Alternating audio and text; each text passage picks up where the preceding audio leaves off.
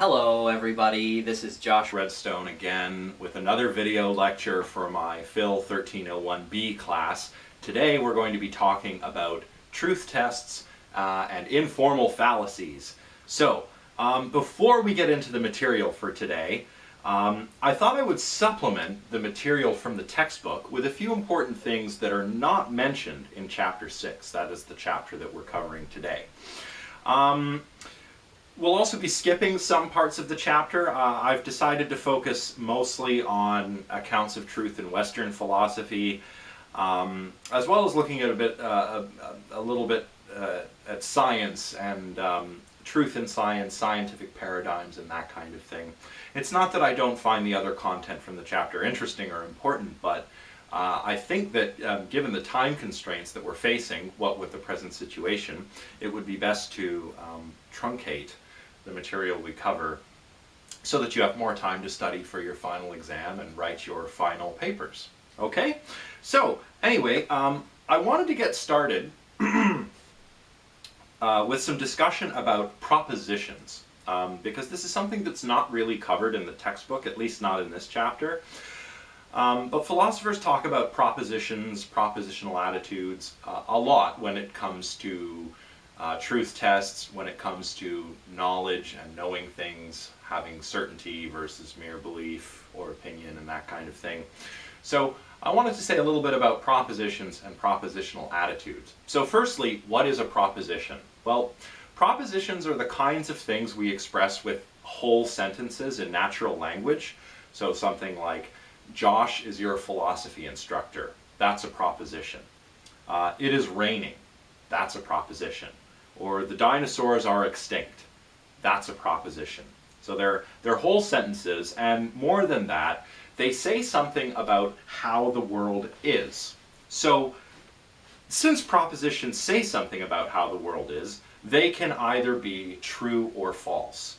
We call this the truth value of the proposition, right? Whether this proposition, this whole sentence, says something about the world that is true or not. That is, does the proposition express something that is the case or is not the case? So those are propositions. Propositions are of course important because these are how we express beliefs about the world, right? Propositions make truth claims, and propositions have truth value, or rather we use propositions to make truth claims. And we can take attitudes towards propositions. These are called propositional attitudes.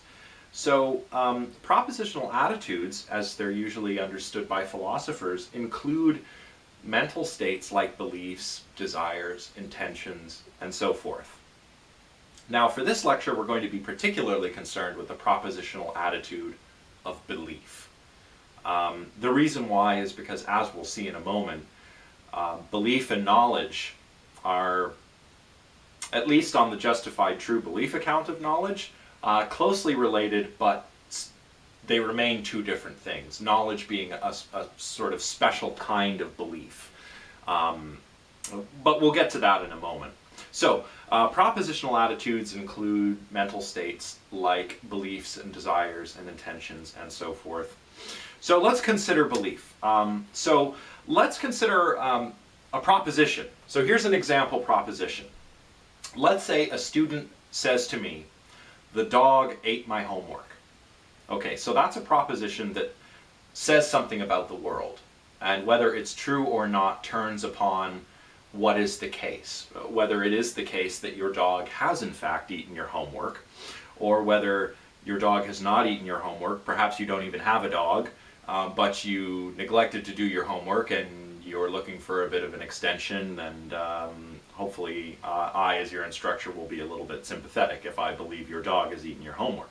In any case, let's say that I believe you, irrespective of the truth value of this statement. If I believe the proposition, if I believe the truth of the proposition, the dog ate my homework, I'm standing in a kind of belief position or attitude of belief toward that particular proposition. So that is what it is to have this propositional attitude of belief, is to have this attitude of belief with respect to the truth value of this proposition. In this case, the dog ate my homework. So if I believe you when you say the dog ate my homework, I'm standing in this belief relation, or I'm adopting this attitude of belief with respect towards your statement, the dog ate my homework. All right, so those are propositional attitudes. Particularly that's belief, and we'll probably limit our discussion of propositional attitudes to attitudes like belief. But what about knowledge? So obviously it's very important to discuss what knowledge is. I mean, after all, this is mind, world, and knowledge. So we'd be remiss if we didn't look in detail at some theory of knowledge or another before the class wraps up. And I wanted to talk about something called the justified true belief account of knowledge. This is, of course, an account of knowledge that I've mentioned in certain of our in-person lectures, but we haven't really gone into it in very much detail. So I thought we would do that before really diving into Chapter 6. So on the justified true belief account of knowledge, one has knowledge if one has a justified true belief. So let's take a look at what that means in more detail. I'll post, well, I won't post, I'll create some kind of imagery here in this area so that it's easier to follow along. But let's say we have an agent or a subject, we'll call her S, and we have a proposition, which we'll call P. So, is P true? Does S have knowledge of P? Well, S has knowledge of P if S firstly believes that P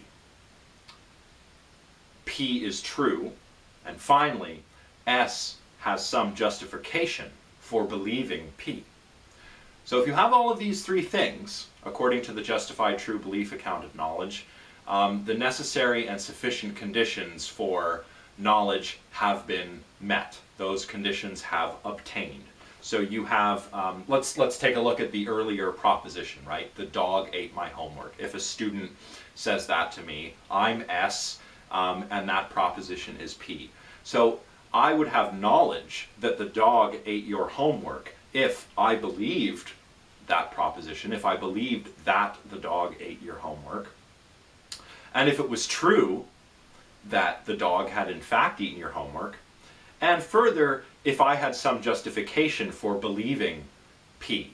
In other words, if you brought me the remains of your half-eaten essay, and they were all chewed up and covered in drool or something like that, that would be some grounds for me to believe what you are saying. And so if I have all of those things, we're justified in saying that I have knowledge.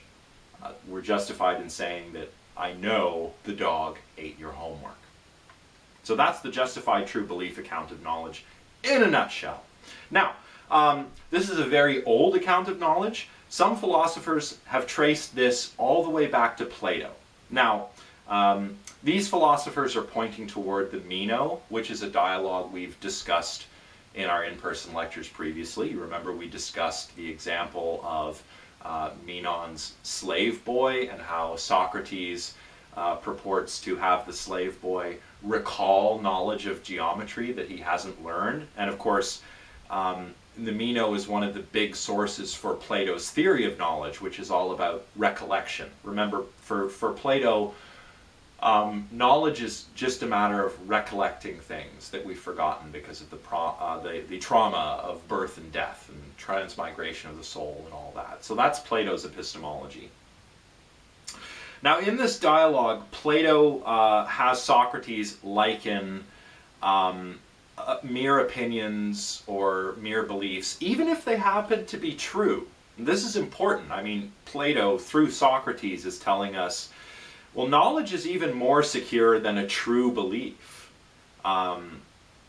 Because beliefs or opinions, even if they're true, are like, he says, the statues of Daedalus. Daedalus is of course, the mythical Greek craftsman. His son Icarus flew too close to the sun on wings made of wax and they melted. It's a lesson in hubris. But Daedalus, this mythical figure, created these wonders, automatons we would call them today, kind of like robots. and he had these statues that could supposedly get up and become truant. In other words, walk away, right? Like an automaton or a robot. And Socrates likens opinions and beliefs, even if they're true, to the statues of Daedalus. They can just get up and walk away. You need something to fasten them down. You need certainty. And that's the difference between knowledge and belief or opinion. Even if those beliefs or opinions are true, they're not fastened down by anything. So what fastens things down for Plato? Well, recollection. You need to ask the right questions, Plato would tell us through Socrates.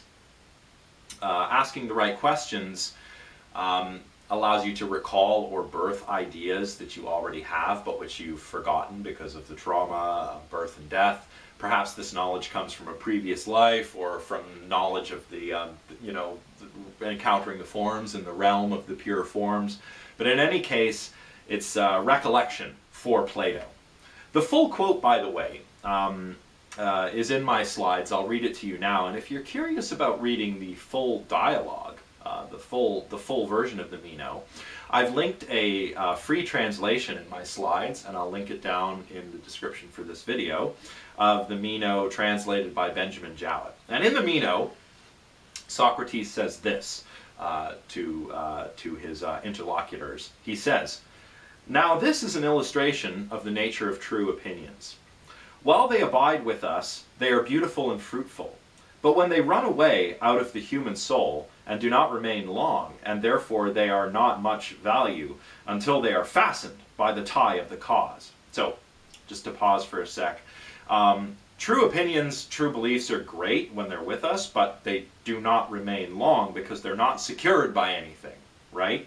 And they're not much value if they're not secured, Socrates is saying, or rather Plato is saying through Socrates. And this fastening of them, friend Meno, is recollection, as you and I have agreed to call it. But when they are bound in the first place, they have the nature of knowledge, and in the second place they are abiding. And this is why knowledge is more honorable and excellent than true opinion, because it is fastened by a chain. So this justification is what secures knowledge, and for Plato, that was recollection. But it's not really recollection anymore. In fact, that's what the rest of this chapter is about. What kinds of justifications do we have for saying that certain propositions are true, or that our beliefs are true? Our propositional attitudes reflect states of the world. That's what the rest of the chapter is about. Alright, so as I mentioned, the justified true belief account of knowledge is very old. It can be traced back to Plato, as we've just seen. But of course, some thinkers have challenged this account of knowledge, and probably the most famous example is Edmund Gettier. Now, in the late 20th century, Edmund Gettier pointed out that there can be cases, or we can imagine cases at least, where the conditions for having a justified true belief are met. Nonetheless, we would be hesitant to say that the knower, or believer, or just the agent if you like, really has knowledge, and these have come to be known as Gettier cases. So in a Gettier case, all of these things, all of these conditions, S believes that P is true, S is justified in believing that P, all of those conditions are obtained, but intuitively it doesn't seem like the agent really has any claim to knowledge in those cases. So I'll give you an example. And this is based upon one of the examples that Edmund Gettier introduced in his original paper, where he discusses what have come to be known as Gettier cases. So imagine something like this. You enter a room, and on the wall is a clock. And the clock reads 12:15 p.m. So you glance at the clock, and you form the belief that, oh, it's 12:15 p.m. Okay, so you've got a belief, and it really is 12:15.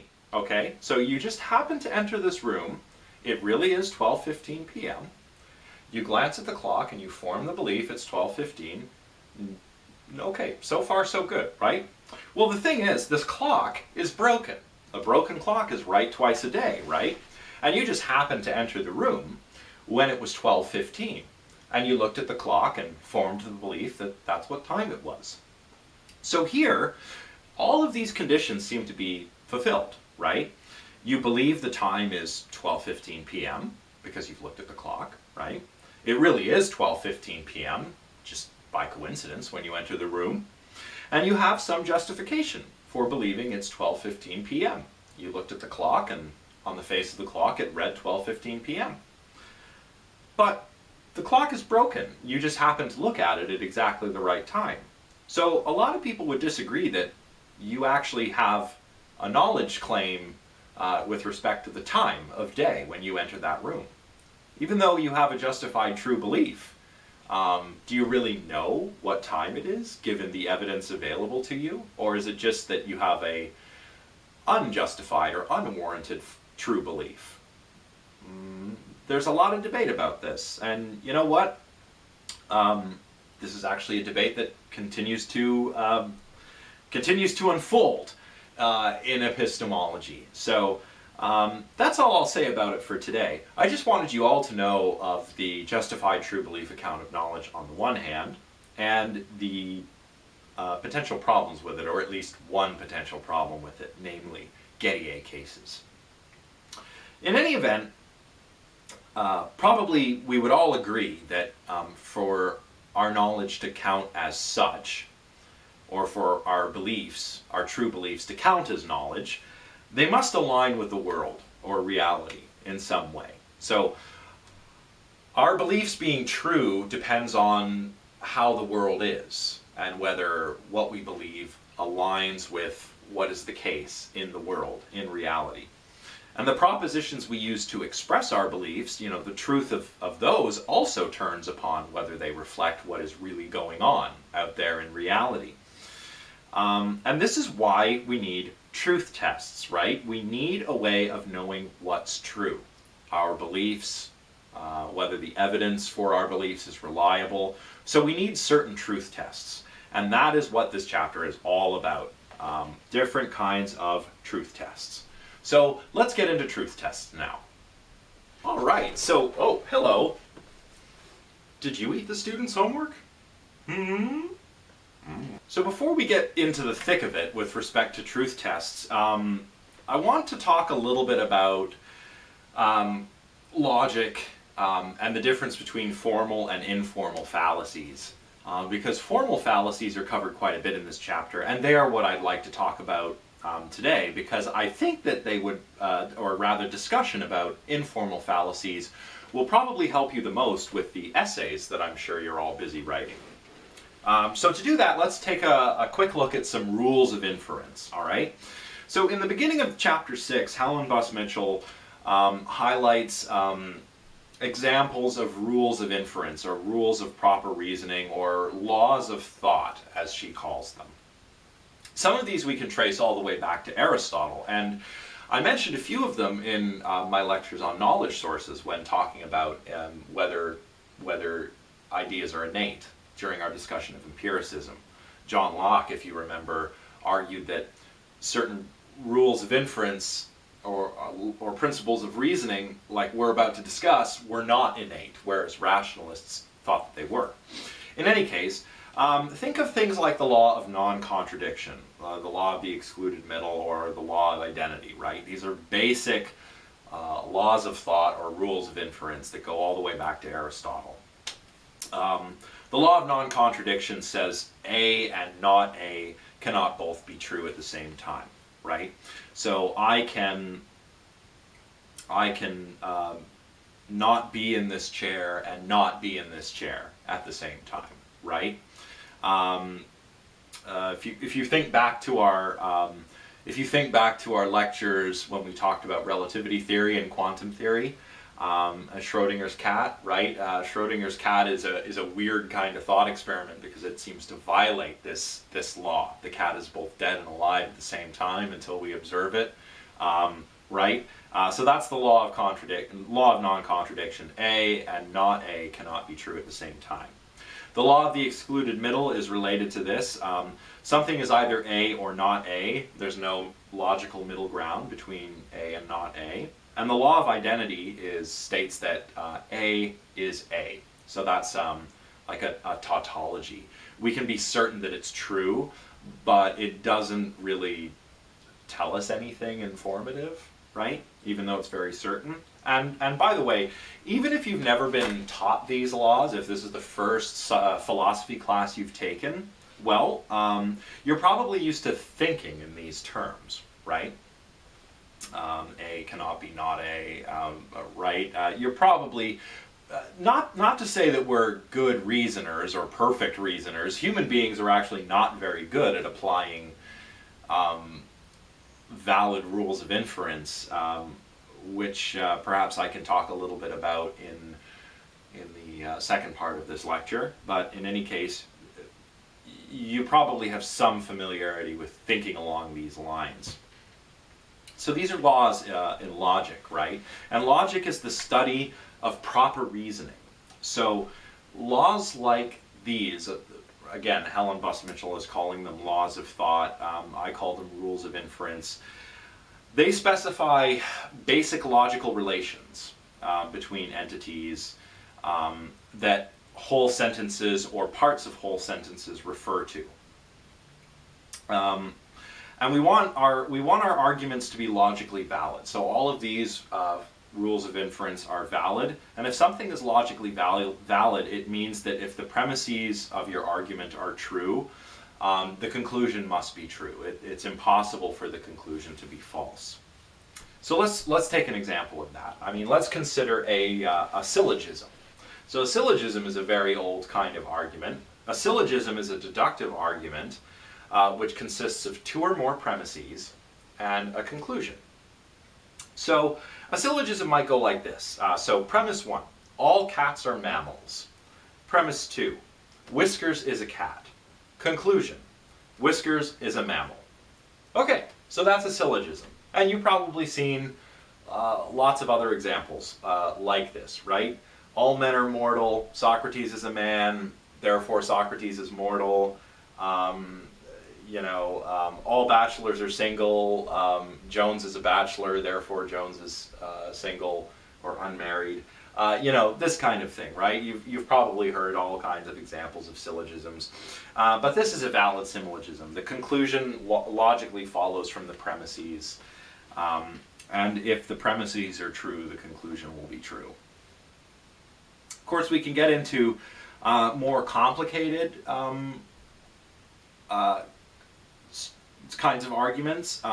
Two that I thought I would mention, just to help highlight the difference between formal and informal fallacies, are modus ponens and modus tollens. And of course, I'll put some helpful visuals up here.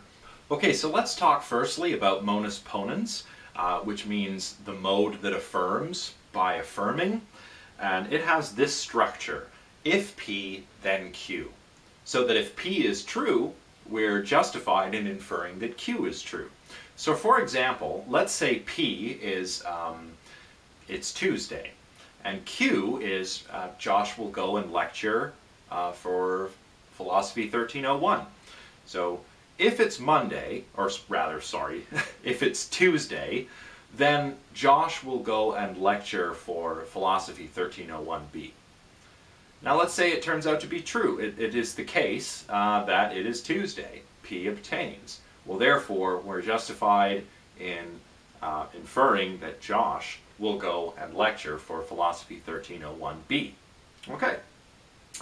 So that is a logically valid argument. It's valid rules of inference that we have there in modus ponens, but it differs slightly from a very similar form of argument that is actually fallacious. And that fallacy is called affirming the consequent, or the fallacy of affirming the consequent.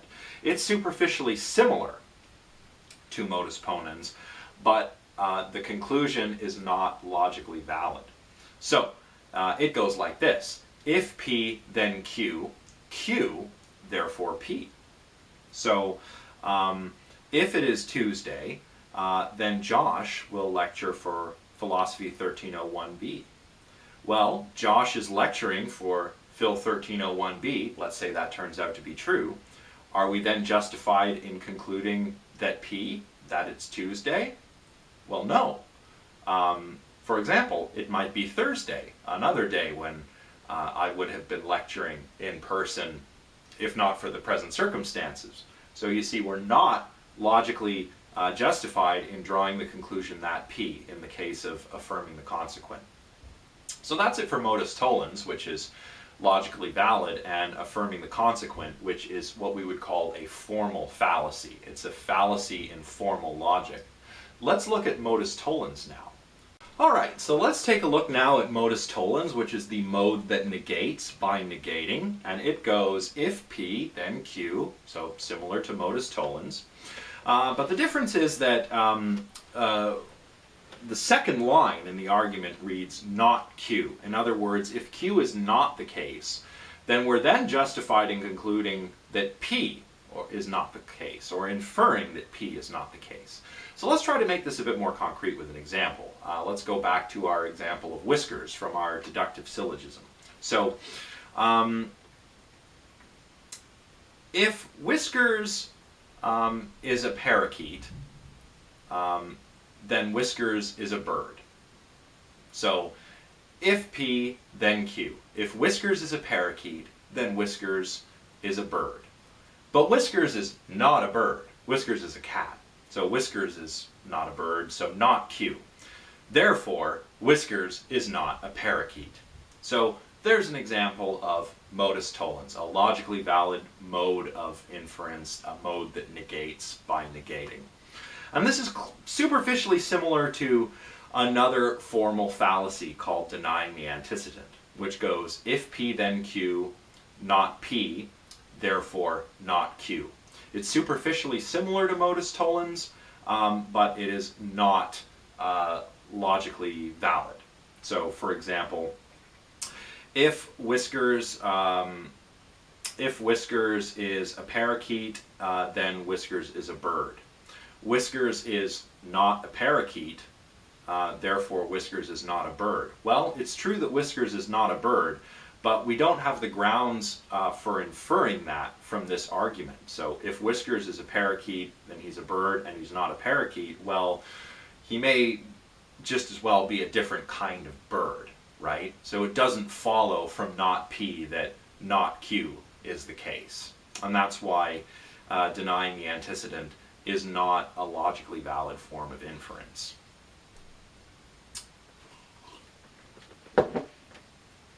So those are just some of the rules of inference that we find in, formal logic. We haven't really covered much of that in this class, and to be perfectly frank, logic is not my area. I am not a logician. I'm a mind guy.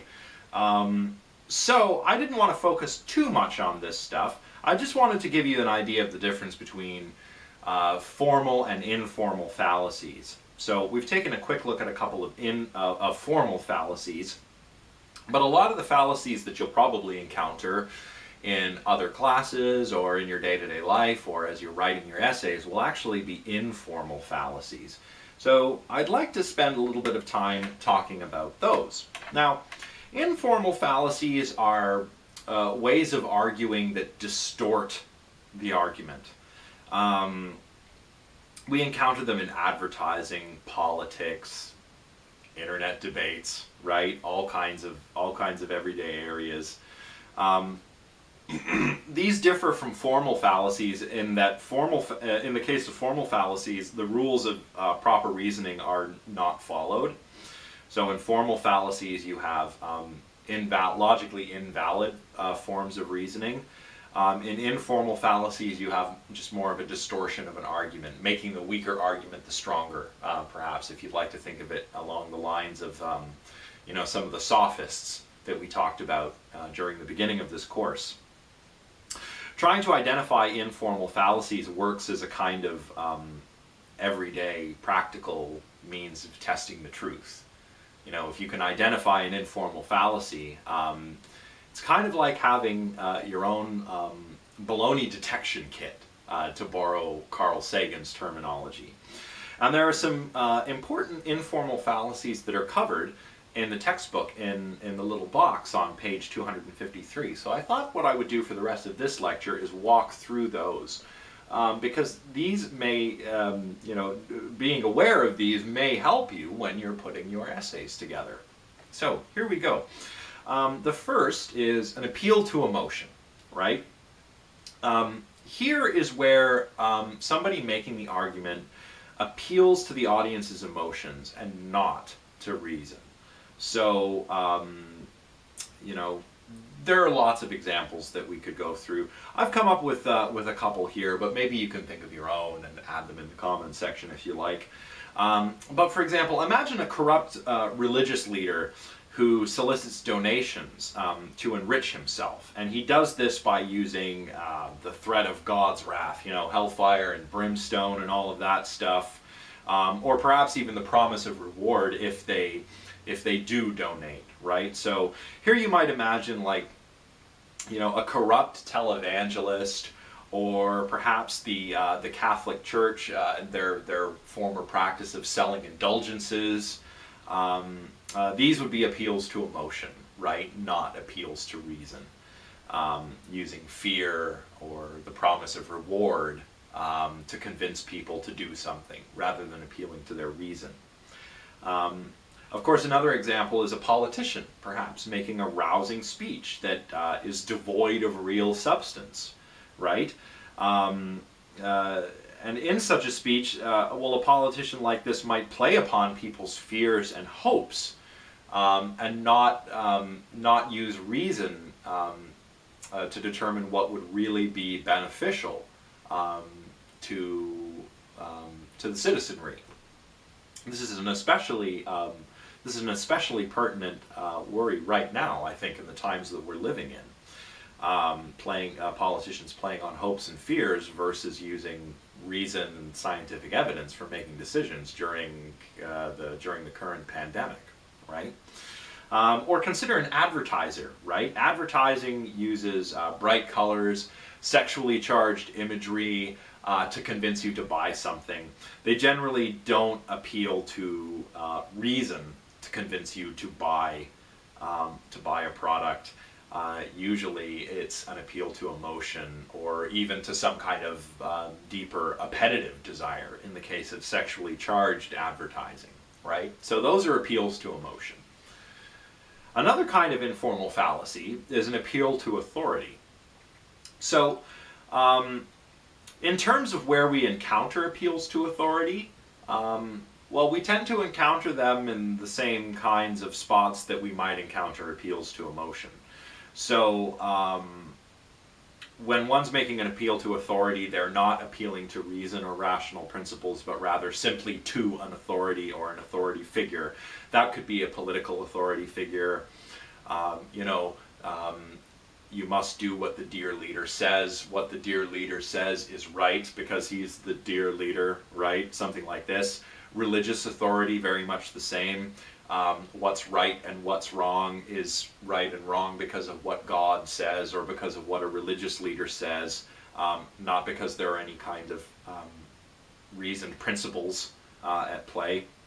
And even scientific authority, that's right, even scientific authority. Because scientific authorities can disagree with one another, right? Experts can disagree with one another. So while scientific authority is much more reliable than appealing to simply political or religious authority, it's still not everything that you need, right? There still has to be reasoned principles and that kind of thing, right? If you're going to appeal to scientific authority. So appeals to authority don't make good arguments. Because the fact that something comes from an authority obviously doesn't make it true. And as I've just mentioned, even when we're dealing with an authority figure that is arguably trustworthy, they can still be mistaken. Other authority figures in the same field might disagree with them. So we need more than simply authority to justify believing in this or that, right? Another one, begging the question. Well, we've encountered begging the question before, and begging the question is a type of circular reasoning where the premise proves the conclusion, and the conclusion proves the premise, but there's no outside justification for the premise or the conclusion, right? So the example that we saw of begging the question was, of course, the Cartesian circle, right? Descartes, and I'm paraphrasing here, says, I know God exists because I have a clear and distinct idea of God on the one hand. On the other, he says, clear and distinct ideas are accurate and trustworthy because God is a sort of guarantor of the accuracy and trustworthiness of clear and distinct ideas. So this is circular. Each one proves the other one, but there's no outside justification for either of them. So that's begging the question. That's circular reasoning. Another kind of informal fallacy is called an appeal to ignorance. So here, one makes a claim that something must be true because there's a lack of evidence to the contrary. So just to take a crazy example, if I were to say something like, there's no proof that the dinosaurs weren't killed by aliens, therefore the dinosaurs were killed by aliens, right? This is the kind of thing you might see on Ancient Aliens or something. Watch out for appeals to ignorance. They tend to feature prominently in conspiracy theories, actually, along with appeals to emotion. So conspiracy theorists might say something like, there's no evidence of a cover-up when it comes to the fake moon landing, right? But that's because the people who faked the moon landing would have covered up the evidence. So the fact that there's no evidence means that there's evidence for the moon landing being faked, right? Therefore, the moon landing was faked. I hope you see the problem there. I hope you see the errors in reasoning that I've gone and made there. It's an appeal to ignorance or an absence of evidence doesn't make something true. It doesn't make it false for that matter. Absence of evidence is not evidence of absence and all of that. But if there's absence of evidence, then you have no basis for making the claim that you are. Say that the dinosaurs were killed by aliens or that the moon landing was fake. You can't point to a lack of evidence as evidence for a conspiracy theory like that. So that's an appeal to ignorance. Dichotomous thinking, or ignoring alternatives, is another kind of informal fallacy. So here one might claim, the answer has to be A or B, right? You're either with me or against me, right? One or the other, black and white, dichotomous thinking. Well, perhaps the answer is C, or any other number of possible alternatives. But these possible alternatives are ignored when one ignores the alternatives by, say, for example, engaging in dichotomous thinking. An example might be like, if you don't support the troops, then you're against the troops, right? So sometimes you see these bumper stickers, right? If you don't stand behind our troops, feel free to stand in front of them. Well, okay, but that's quite black and white thinking. I mean, maybe one supports the men and women in the military, but doesn't support the war. Perhaps there's a war that's unjust, and one doesn't want to see men and women needlessly sacrifice their lives for an unjust war. You have to not ignore alternatives. You have to try to avoid dichotomous thinking. Otherwise, you run the risk of committing this kind of informal fallacy. All right. Ad hominem, or ad femininem. This is one I've mentioned in class. They're Latin for to the man and to the woman, respectively. Here is where one ignores the arguments being made entirely and just attacks the person making the argument. So, for example, if you were to criticize a political candidate on the grounds that he or she was homosexual, well, that has nothing to do with their fitness for office. Rather, that's an attack on the person's character. So any, saying that about somebody does not attack substantively or address substantively anything that they're actually saying, any of their political platforms or anything like that. It goes right to the person rather than the argument. So that's why that's an informal fallacy. Likewise with saying, people would be bad at X because they're of a certain political affiliation or religious outlook or something like that. You have to look at the arguments people make, the arguments themselves, not the people making the arguments. Unless perhaps the character of the person is what is actually being argued about, then you cannot go to the person, to the man or the woman at all, or you are committing ad hominem or ad femininem. Lastly, the last one covered in this little box in the book is ambiguity. So being ambiguous is something we want to avoid, obviously. When we use terms ambiguously, that's a sign of a poor argument. And of course, sometimes people intentionally obfuscate by being ambiguous, so they're ambiguous on purpose to try to make the weaker argument the stronger. But sometimes we do this by accident. Sometimes we're unintentionally ambiguous, and that's why it's important to try and really be clear and consistent when we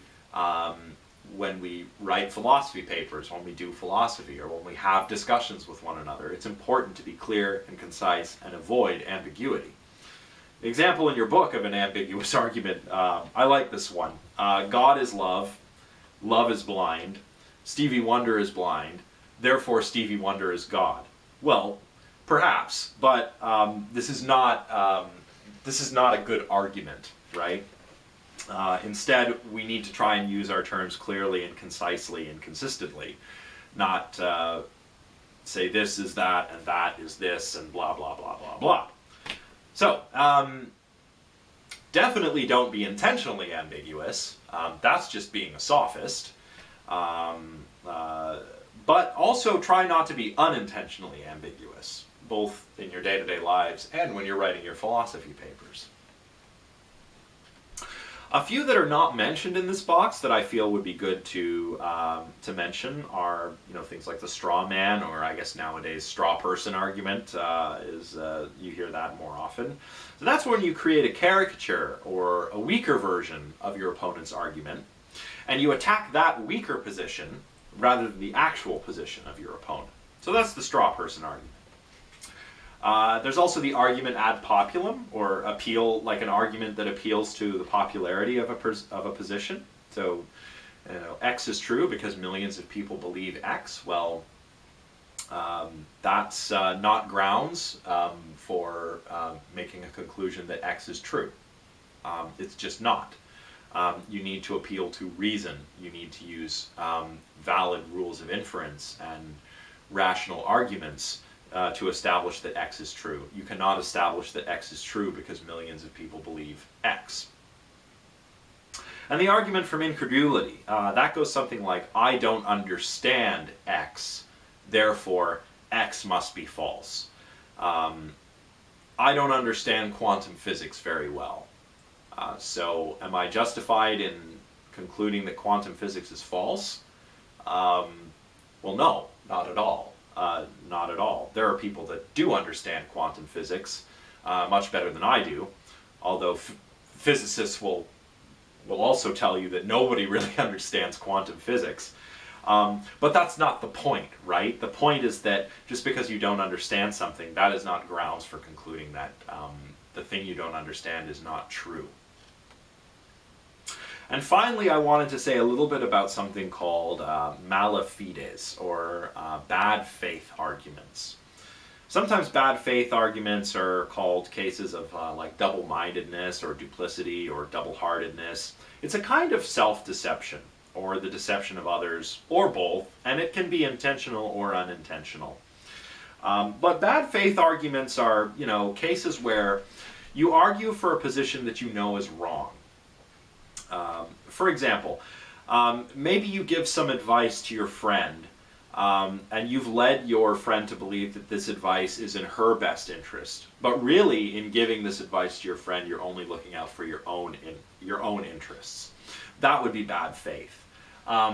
Imagine the executive of a company negotiating with his employees, purportedly in good faith, when really he has no intention of acquiescing to any of their demands and is just placating them so that they can continue working rather than going on strike, even though they're not really going to get any of the things that they want. That would be bad faith. A lawyer arguing for a legal position that he knows is false or bad or perhaps morally wrong. That would be a case of somebody acting in bad faith. Denying evidence against a position that you hold. So you hold position X and there's a set of evidence that is contrary to your position, and you just ignore that because you simply want to be right, because you have no interest in the truth. That is acting in bad faith. So you do not want to make bad faith arguments.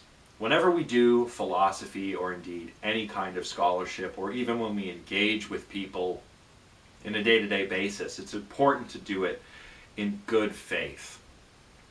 Basically, you want to seek the truth in earnest. You want to be intellectually honest with yourself and others. When you do philosophy or science, or even just in the way that you live your life, it's important to be intellectually honest. Now, many of the informal fallacies I've talked about here tend to pop up in bad faith arguments. So bad faith arguments are not fallacies in and of themselves, but they are usually bad arguments which involve any number of formal or informal fallacies. So as you're writing your essays and as you're searching for source material, do keep an eye out for all of these formal and informal fallacies. We haven't talked much about the formal fallacies, but keep an eye out for them and for the many informal fallacies we've discussed, and for bad faith arguments. And make sure that as you're putting your essay together, that you're constructing your argument in good faith. So that's it for today. Now, we've covered just a little bit from chapter 6. Next time I'll cover the rest, and I might add a couple of things about cognitive biases as well, although given the time that we have left, I'm not so sure about that. In any case, if any of you have any questions, please let me know in the comments section or email me. Once again, I hope you're all continuing to do well given the present situation, and I will be back shortly with another video lecture on the second part of our chapter on truth tests. So I'll see you all next time.